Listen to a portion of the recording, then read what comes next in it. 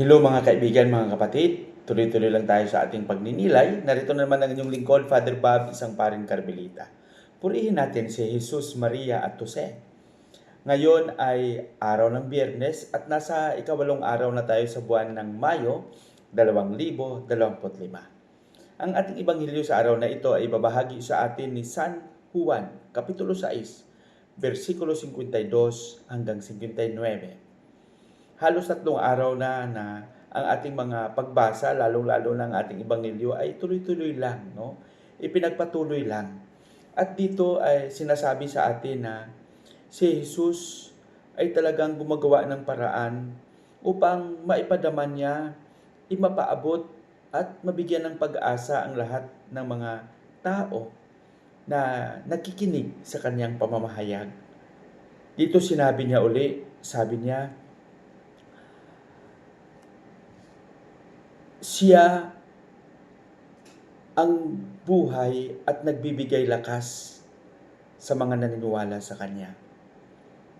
Kaya yung mga tao ay talagang nagtanong, paano? Paano na itong taong ito ay magbigay sa atin ng kanyang laman upang kainin?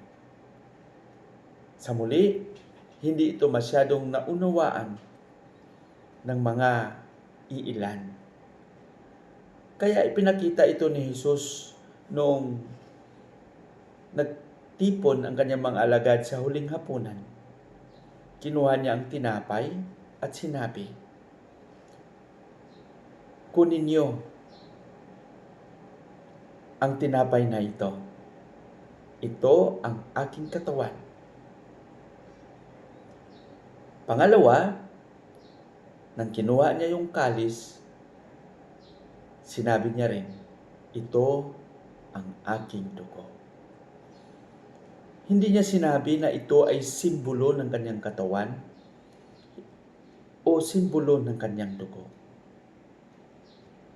Ang sino mang kumain nito ay mayroon buhay na walang hanggan.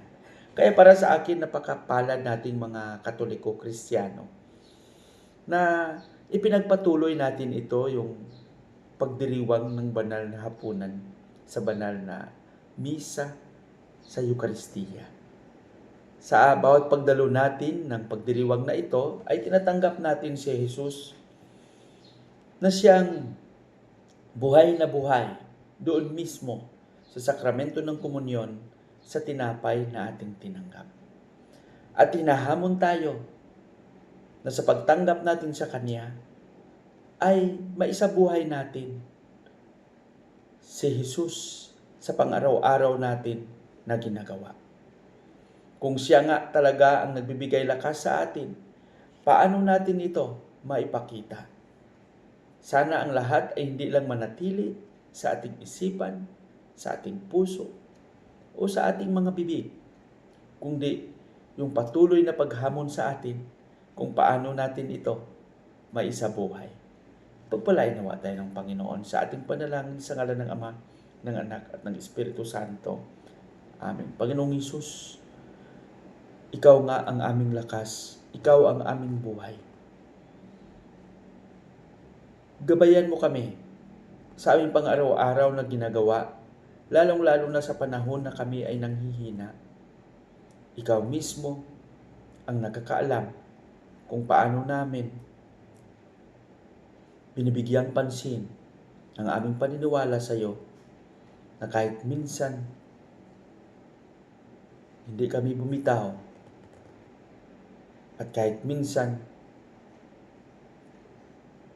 nagsisikap kami upang maisabuhay ito sa likod ng aming mga kahinaan. Amen. Sa ngalan ng Ama, ng Anak at ng Espiritu Santo. Amen.